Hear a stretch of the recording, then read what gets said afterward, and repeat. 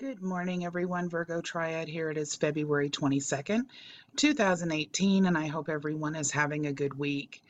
I wanted to take some time quickly and do what we used to do, which is called a question and answer segment. And I wanted to kind of end the week with this just simply because there have been so many comments and questions that have been coming in that I think might help others, that I wanted to just make sure that some of these got out there for you guys to see. And please just note, everyone, that just because you don't agree with something that I'm saying, please don't let that stop you from commenting. One of the things that I want to do on my channel, and if you look at my videos, you'll see that it's about a 50-50 toss-up where people don't necessarily agree with what I'm saying. It gives us the opportunity to talk. It gives us the opportunity to get down to the real facts and information, and it helps everyone learn. So please don't let it stop you just because you think that there's an issue because you don't agree. Now, let me say this. For those of you that don't know, my comments are filtered. They became filtered back a few months ago when I started receiving death threats. The type of videos that I will not allowed to go on the platform are simply those that are abusive. Things that do not assist the community in any way will be stopped. For example, let me give you a couple of examples here. Hold on one second and let me switch this over to another page. And I'll give you an example of a couple comments that have come in just this morning that they don't assist anyone. And this is the reason why those are disposed of, so that we can get on to the real issues of things. Okay, so here we go. Here's a couple comments here that came in, one right after another, and they are simply comments that don't pertain to anything that's going to assist the group. They are, somewhat threatening in nature in terms of trying to discredit in ways that don't make sense because there's nothing to back them, and they don't provide anything but negativity within the group. So just so that you're aware, I am not attempting to infringe upon your freedom of speech in any way. I just want to make sure that what goes into the comment section is something that's actually going to assist in discussion versus breed negativity or have anyone see things of a threatening nature. Okay, so moving forward, the person who actually left this comment, named Locutus, I believe I'm pronouncing that right. Thank you very much for leaving this comment. The comment is, my account was validated by Telecheck on 3 different occasions. They verified my full name and social security number as the account number. How did that happen? Also, I purchased an item on Amazon and it was delivered and paid, but the collections for Amazon said it was rejected. I then called Telecheck. They said the sale was approved. So, WTF? Okay, and here is my answer to that question, and I will elaborate on it slightly after the fact here. It would probably be more helpful for you to watch my Telecheck video, since in order for me to explain all of this to you, I would need actual documentation. It sounds like the check was approved by Telecheck, but not guaranteed. If you were using an account that was not yours and it was considered altered by the receiving party or bank, it would have happened exactly this way, as Telecheck only verifies you, not an actual account. You can be verified with many accounts. If you have a good check writing history, that's all it takes. The video goes into this completely. Being verified by Telecheck does not make the account you are using valid. It only validates you as the check writer. So that you know when you write a check for your business, it's not going to be turned down for not having a file with Telecheck that is built on history. You are validating yourself ahead of time. Okay, to elaborate on this just a little bit further, there's a misunderstanding with regards to validating through Telecheck. When you validate through Telecheck, what you're doing is providing them permission to run you through check systems quickly. What that means is they are going to run you through a system via your social security number, your name, your address, your driver's license number, and the checking account that you're trying to build a file on. And they are going to run it through a process that allows them to see, number one, are there any NSF checks that are outstanding in your name that have not been reported to them yet via Check Systems or Telecheck or Synergy or any of the other groups that do it. They're going to try to determine whether or not you are a good check writing risk. They're going to determine whether or not the routing number that you have provided is a valid routing number. They're going to determine whether or not there is a check on file with that account already. Now, you wouldn't need to validate an account that you already have a check account on file with. This is where people become confused. Okay, when you are validating through Telecheck, you're actually only validating yourself. Telecheck will tell you themselves, and have told many people themselves, they have absolutely no access into an account whatsoever. So in that case, they're not able to verify the account itself. What they're doing is verifying the check writer, what that check writer's history is with other accounts, since they don't have a history on file with this new account number that you are putting through the system. So what this does is give them the opportunity to say, hey, yeah, we'll accept you, and unless something comes back to show us otherwise after you've written a check, we'll continue to allow you to be approved when someone runs a check through the Telecheck system at a vendor's. But in the event that you come back with a bad check, that check account is going to be flagged and provided out to the other subsidiaries that they work with, the other groups that they work with, like Check Systems and Synergy and all of the other companies. So for those of you that think that they're actually validating the account, they're not. They're validating you as a check writer and what your previous check writing history has been. Just to let you know, if you want more information with regards to exactly how Telecheck works, there is a Telecheck video here on my channel that you can view, and it gives you all of the information. It also says on the Telecheck website that they are not able to actually validate a specific account. Only the routing number and history that is on file in one of the groups that they work with. So it's on their own website that they don't actually validate the account itself. Okay, this next comment is from Rachel Hologram. Thank you, Rachel, for your comment on my channel. And this pertains to the information with regards to Cindy K. Courier that I was covering. Many of you saw that I was covering her disappearance and saw that I did an interview with her younger brother, Brian Courier.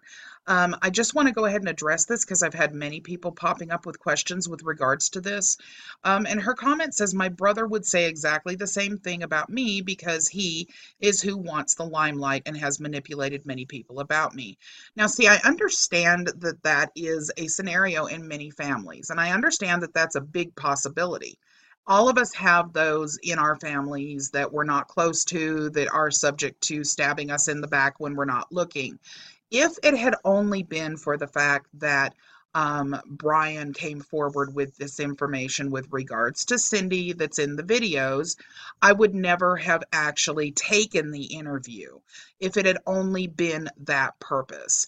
But what was happening was there were many people that were coming forward and making statements that Cindy had actually done personal harm to them financially, that she was running scams, that she was taking property, that there were things that were happening that were of a that were not good. And because of them making these claims, and there are several places that these claims are made, and I have given out many, many links with regards to this to show people.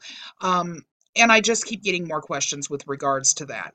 I will just say that if it had not been for several people making these claims, I would not have probably reported on this at all. As a result of so many people coming forward and making these claims of fraud against Cindy K. Courier, I did at that point agree to do the interview with Brian Courier.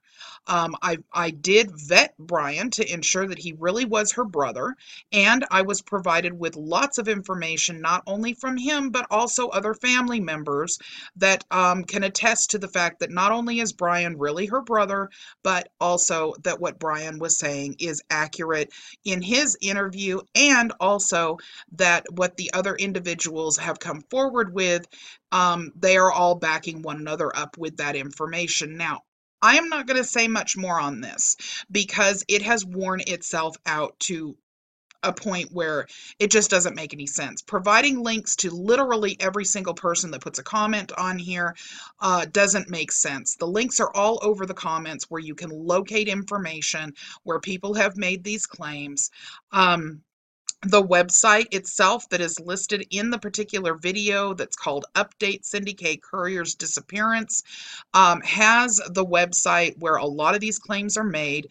You are welcome to go back and look at that video, look at all of the comments that are made by people, and you will see that there are a lot of people that have come forward with regards to Cindy K. Courier and some of the things that she did that were not too nice to people. So I just wanted to go ahead and address that since it's something that keeps coming up. And this way you guys will know, yes, Brian was vetted well. He is indeed her brother. It is a situation where fraud was presented. That's the reason why this channel covered it.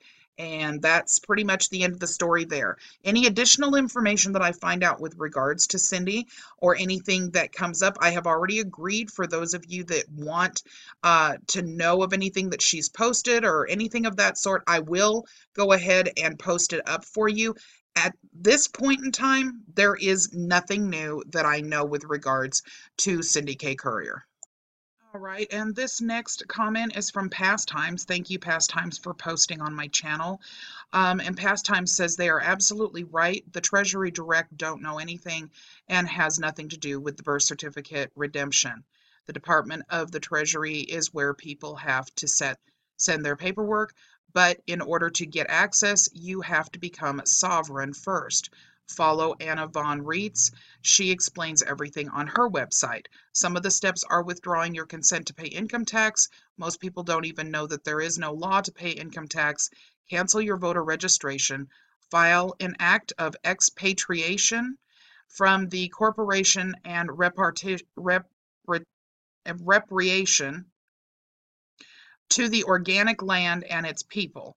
Hand over the straw man to the Secretary of Treasury, Form 56. Do not file a UCC1 financial statement. If you do or already did, you will only be able to pay off your debt and you will not get access to your account. The UCC is linked to the Vatican, and as we all know, they sit on top of a pyramid. Yes, folks, this is only one for the brave. If you are afraid, don't do it. Okay, Pastimes, thank you for that comment. I'm going to go ahead and bring down my comment now with regards to my statement back to Pastimes. Okay, my statement is let's examine this now. Number one, Treasury Direct doesn't know anything and has nothing to do with birth certificate redemption. The Department of the Treasury is where people have sent their paperwork. First of all, just for those that don't know, and a lot of people don't, Treasury Direct is part of the Department of Treasury, so they do know. They do know about the birth certificate scenario. They do know that this is what people are attempting to do, hence the reason why I made the video that this is pertaining to in the first place. What this video is that I made, that this comment is on, is a statement from Treasury Direct letting people know that your birth certificate is not an actual bond. Second, follow Anna Von Reitz. She explains everything on her website. Anna Von Reitz is actually not a real de facto judge. Most people don't know this either, but Anna Von Reitz has never actually presided over a case in her life. She is not a real judge. She is what's called a self-appointed judge, which means that she calls herself a judge. Okay, third, most people don't even know that there is no law to pay income tax. I'm sorry, but this is actually a falsity. Here is the law that is a link to the law, the Cornell law, .edu of the law that actually does require every citizen to pay income tax. That is a very popular one among the so-called sovereign citizen movement. They make a claim that there are no laws pertaining to paying income tax. There is indeed a law that states that you have to pay income tax. Number 4, hand over the strawman to the Secretary of Treasury, Form 56F. A Form 1 files with the IRS to declare that a fiduciary relationship exists between the filer and an estate or trust. The form is relatively simple, requiring the name, address, and other pertinent information of the fiduciary agent. This also happens to be the main form that is allowing people to steal other people's tax returns recently via paperwork that is being sold online. Very recently, I just did a video with regards to Form 56F. I spoke to the IRS in Austin, Texas, in the investigations department, who is very concerned that there are thousands of people who have had their income tax return stolen from them. Because of Form 56F, which provides another party with the availability to have their income tax actually deposited in the other party's account. So this is extremely concerning in itself. Now, conclusion. You just gave out a lot of lies to people in one single post. Try doing your own research versus listening to a fake judge or a guru that is charging package fees to lead you down a path of lies. I have to be honest with you folks, okay? Those of you that are thinking about getting into a situation as far as packages that are being sold online by these people who are claiming they can get you access to TDAs with frivolous paperwork is a bad idea. It's a very bad idea.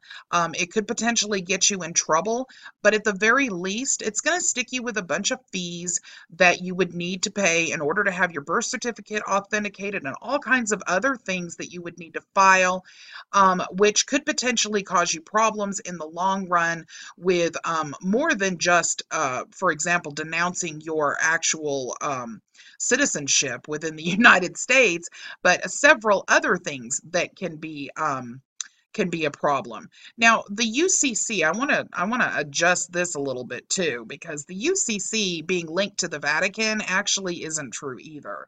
The UCC is based only in each state for the purpose of that state to do business and commerce with the entity that files the UCC.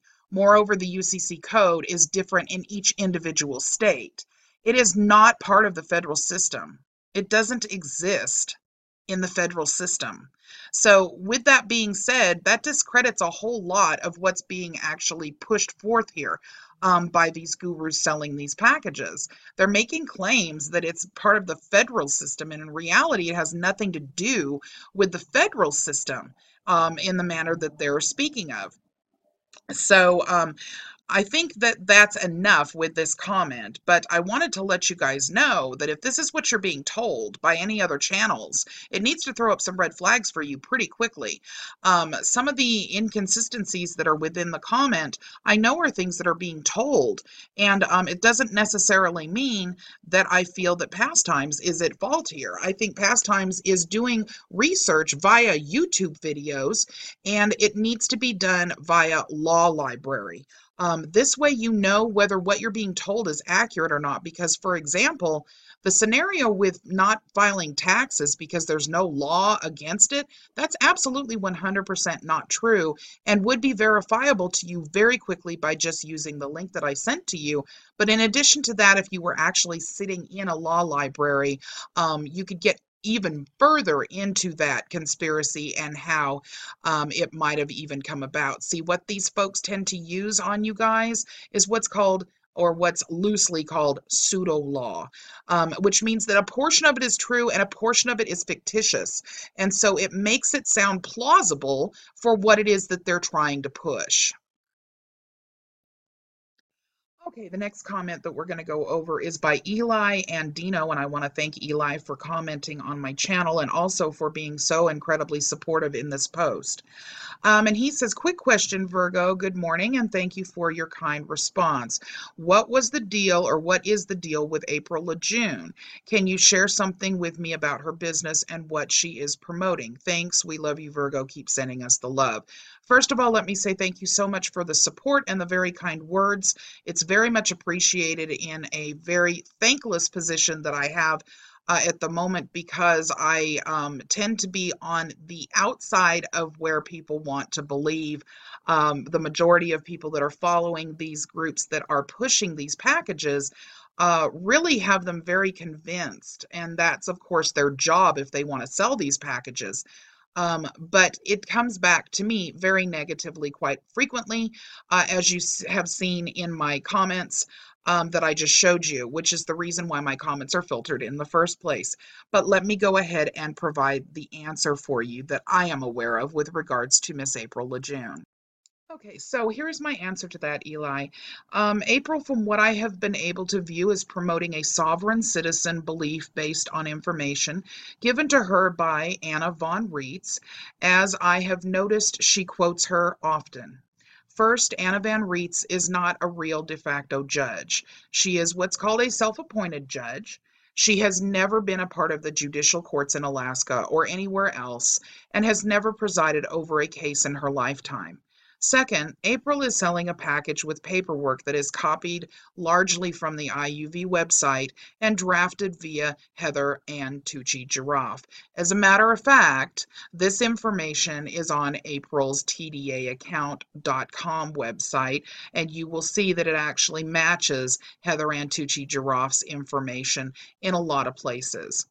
Heather Tucci Giraffe is serving time in federal prison right now at the moment. As you guys know, she has been sentenced to, she has not been sentenced yet, rather, but she is looking at being sentenced for up to 20 years.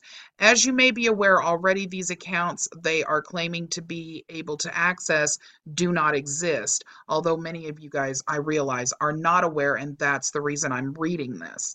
In one of Anna von Reitz's uploaded interviews, she claims to be suing the government for $460 trillion. Okay, now we all know, and if you don't, it's very easy to find out, that the circulation of funds currently is only $1.4 trillion. Further, the information that is provided by April makes no sense in this manner. The story is she claims that our birth certificates are all monetized based on our working lifetime and are worth $3 to $10 million each. But when was the last time that you could look at an average person's work history and find even $1 million that was made by that party throughout their lifetime working? The accounts do not exist. They will keep making up lies and they will keep changing tactics. And they'll even blame the people who have actually purchased their packages, claiming that they're not doing things right. If negative comments start coming back at them, they'll pretty much do whatever it takes in order to keep people purchasing until enough people are there saying, hey, this isn't working. The truth is that doing this is actually costing you guys a lot of money. It's creating chaos. It's getting some people in trouble, all to turn out in the end to be falsities and lies about these accounts that we've been hearing these falsities for literally 40 years or more. And I've let everybody know that if you have questions or comments or you want to talk more with regards to this, as long as it's civil and not abusive, you're more than welcome to email me at any point at virgotriad@protonmail.com. Okay, and the final comment I'm going to go over with you on today is Malcy Rover. Thank you, Malcy, for making a comment on my channel. Malcy says, normally there's nobody else going to help you. You will have to do your own research and homework on everything. I will just say thank you for the great work you have done, but I would also advise you to keep searching. I would not know myself. You may get help illuminating knowledge should there be a place where you can send in messages or contact somebody without paying. Okay, couple of different things. First of all, once again, thank you, Malcy, for your comment. Secondly, let me say that for those of you that are not aware of how long my channel has been up now, I came on this channel from basically just having uploaded videos for my grandchildren. There was really nothing on my channel with the exception of a few children's videos. I started doing this because I realized with my background and with the background of others that I had researched with, that people were starting to get damaged by these lies that were being told with regards to these accounts. So I decided that it would be a good idea to inform people about things like exactly how ACH process really works, exactly what telecheck really does, how the bank actually processes through Fedwire, all of these different things. It was my intention just to provide education for people for what I knew to be factual and true, and for people to realize that there was really no way that what was being pushed with the idea of these accounts to exist in the manner that it was being told to you guys. But I will tell you that it has evolved into something completely different because I'm seeing that there are people that are totally convinced no matter what kind of logic is provided for you. So people have asked me questions and made comments like Malcy has made here, which is understandable because you don't really know which direction to go. A lot of you are completely on the fence because something seems like it might be right, but it's not really right. And the reason for that is because a lot of the people that have pushed these things are con men. That's the reason why you have absolutely no idea how to do something that you believe exists. Okay, the truth is that really, why are you researching this if the party that put it out there can't provide any kind of proof of any sort that there's even a hint? Or that the hints that they give have already been turned upside down and backwards and have proven to not be worthy of proof. But it continues on as it is, and I will tell you, to answer the question, I do not need to do any further research in reality.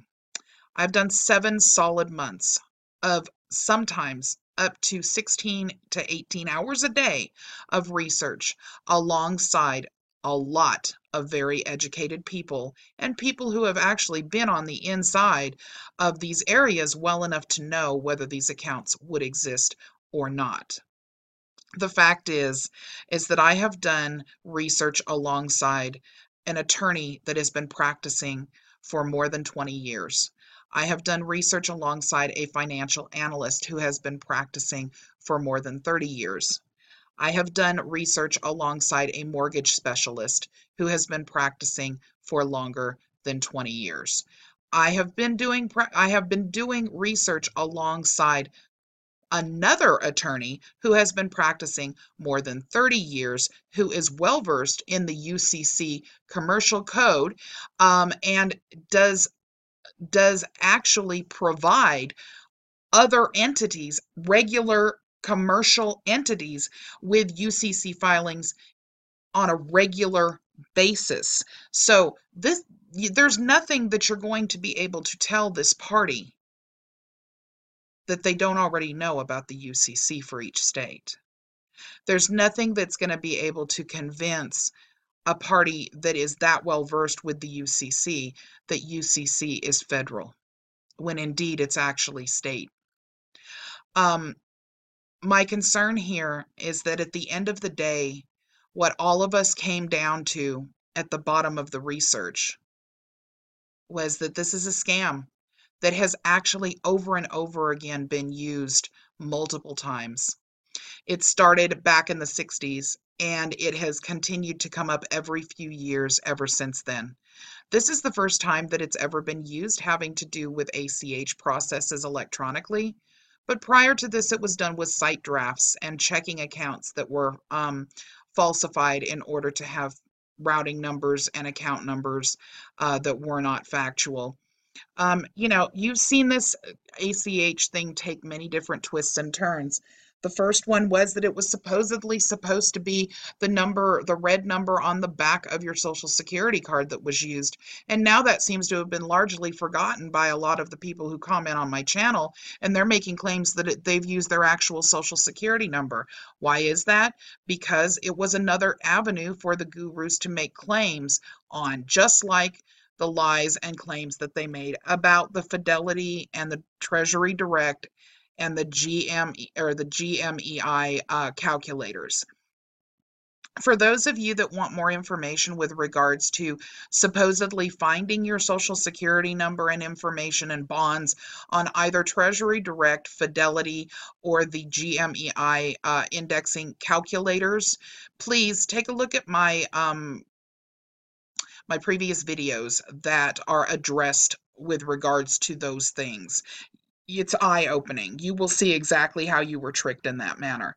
With regards to the Social Security card, the back of the card being what you would use for these ACH processes, that has just been forgotten and just completely put to the side, and now they're making claims that it's your actual social security number.